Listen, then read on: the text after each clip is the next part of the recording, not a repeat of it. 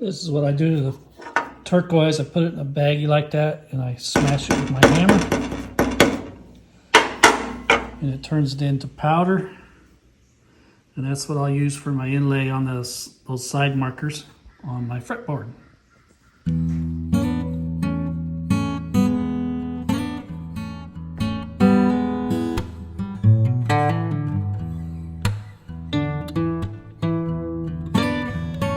Alright, there's my turquoise dots. Get my fingers out of the way. I put a little of that Minwax tung oil finish on there so you can see what it kind of sort of going to look like. Another first I'm going to do is once I'm done with radiusing this fretboard, it still has a little bit of sanding. You see my white line there. Some more sanding to go, but I'm tired and I'm going to go in, quit for the day. But so what I'm going to do is after I get done radiusing it, I'm going to go ahead and put some of that tung oil finish on there before I put the frets in this time. And see how that works. I've never done that before either. I usually put the frets and then coat the fretboard, but I think I'm going to do it the opposite way that I normally do.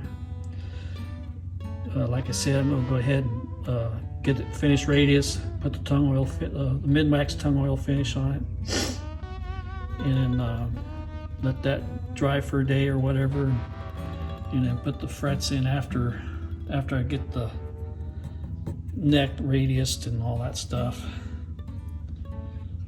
I think what I'm going to do is I'm going to go ahead and do a patch on here and here to close this up, and I'm going to go ahead and radius this neck all the way down to the end of the fretboard here, and leave the rest of it the same.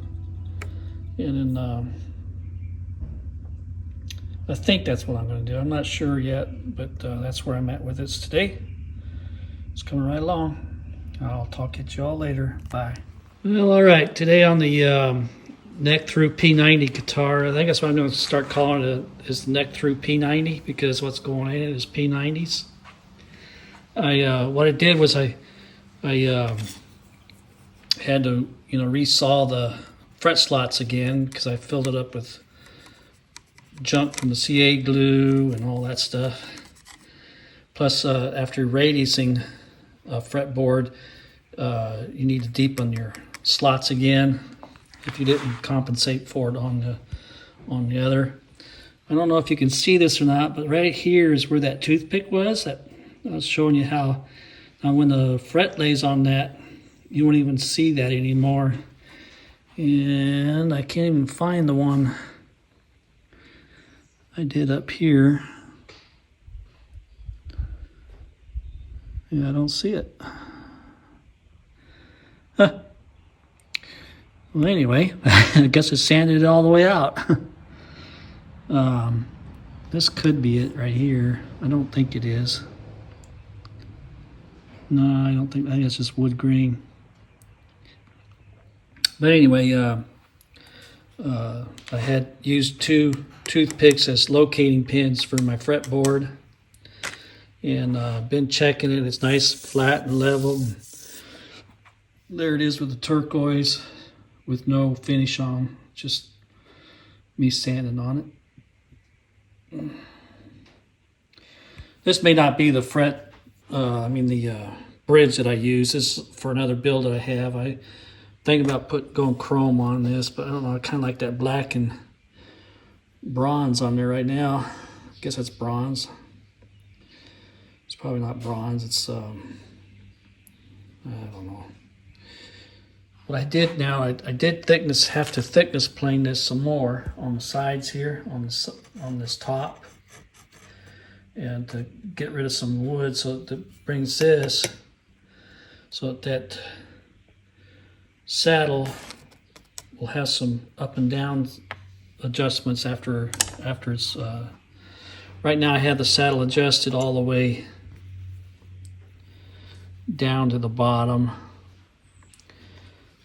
and some people like to set them in the middle, but I like to start at the bottom, make sure I have clearance there, and then be able to lift it. So And right now this here, this right here is dead even with the fretboard. If I put this rule on here, it's right on the saddle.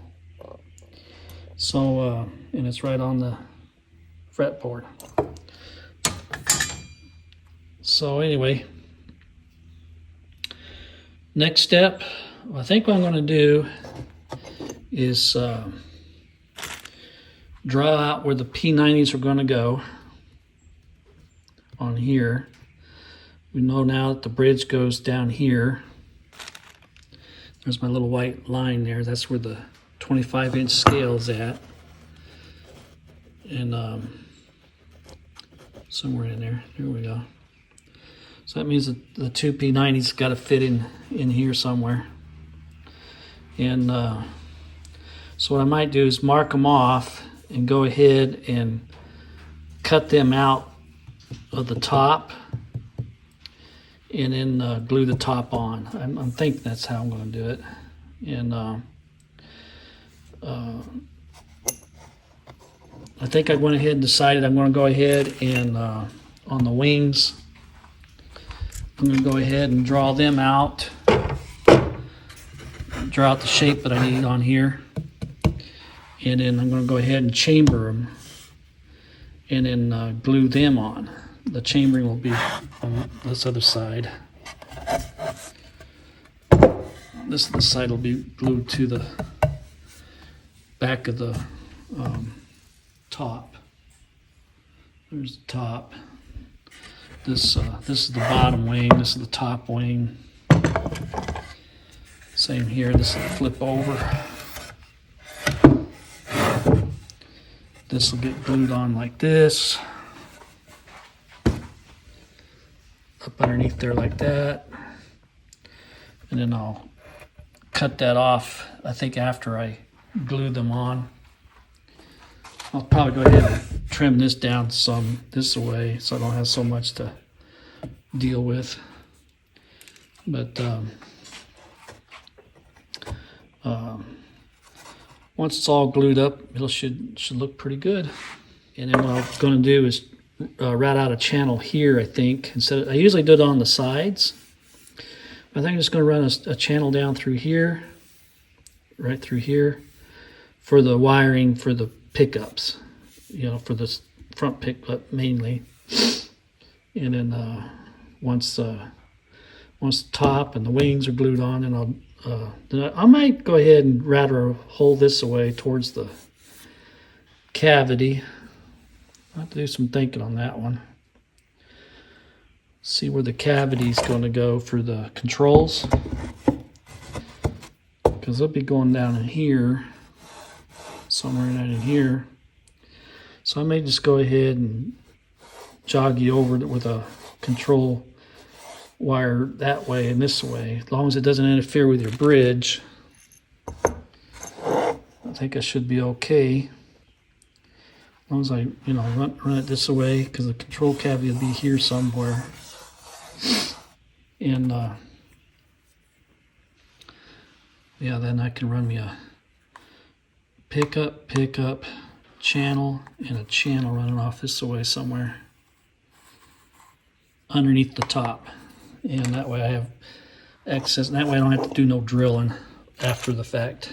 And these are all things you got to think of when you're doing a neck through. Typically what you do is you turn your neck on its side, your neck blank, and you channel out a channel through here for your wires to go through. And that's typically how you do it. And at least that's typically how I do it anyway. Everybody has their own ways that they do stuff. So anyway, then once I kind of sort of get this figured out here, then I'm probably going to end up profiling the neck somewhat so I can get the top glued on. So I don't want to try and profile this neck when the top, after the top's on. At least from here up to here, and then from here down to here. So that way I don't have to mess with it. I debated on several different ways of doing this right here, but I think I'm just going to go ahead and leave that platform of the neck just right there where it's at. And I might put some little design in there later, I don't know. Or just leave it, I don't know what I'm going to do with it yet. But I wish I'd have thought of all this beforehand, but that's what I'm saying. Sometimes you just do stuff and it's just the way it comes out, you know. And what I'm doing now is I'm just going to kind of draw me a line here to show me where I need to cut that off at. Same over here. One thing I learned about this white pencil, it's almost like a grease pencil. You gotta keep on it to get it to transfer onto your work. Something like that, to that effect. And either that or I might go straight on through. Yeah, we'll see what happens there. But anyway, if you're thinking about building a guitar, start off simple. Get some body wood and just make a body first. Don't try and do the body and the neck. Buy you a neck that's already made. Now, ready-made necks, depending on the brand. But I have found that most of them, like if you use a Squire neck or even a Epiphone neck, they're a little bit on the chunky side, and you can rework them and make them skinnier, or however you want to make them feel. Go from a C to a D shape, make them to a V shape. I've done that on several store-bought necks, and it works out fine, until you learn. That'll teach you a little bit about carving. And if you want to make a neck, then what I suggest to do is just buy a 2x4 and try carving it first before you go spending $200 or $300 on a piece of wood and screwing it up. But it's not as hard as it seems. There's some guidelines and stuff which I'll go through when I go to carve this neck out. And but I may go ahead and like I said, put the finish on the fretboard, and then once the finish is on, then I'm going to fret it, and then I'll profile the neck. That's probably how I'm going to end up doing that. And one of the reasons for that is if your frets are a little bit long, your bandsaw can cut them off, and it doesn't hurt the bandsaw. And bandsaw doesn't know if it's cutting metal or wood, so it ain't gonna hurt it. And I've done it many times. And but anyway, I think that's where I'm at for today. It's getting longer than I wanted it. YouTube has put me on a restriction of 15 minutes or less, so I gotta watch how many minutes I get tied up in this thing. Alrighty, y'all. I'll talk at you later. Bye.